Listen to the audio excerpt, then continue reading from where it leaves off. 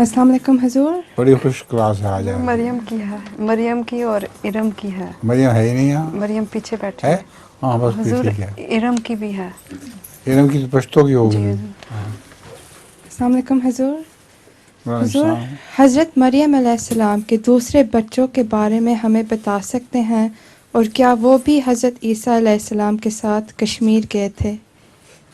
حضرت مریم علیہ السلام کے ساتھ جو دوسرے بچے تھے وہ یوسف کی اولاد تھے، اور ان میں سے ایک دو کے متعلق آتا ہے کہ وہ کشمیر حضرت عیسیٰ کے ساتھ گئے تھے.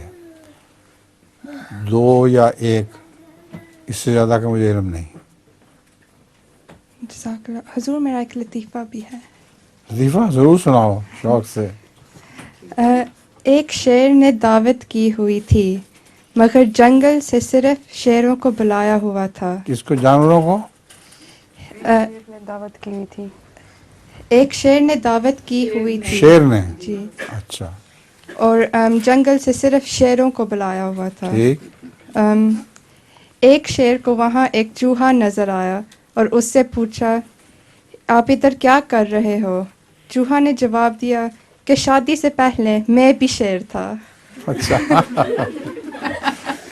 شادی کے بعد یہ حال ہو گیا.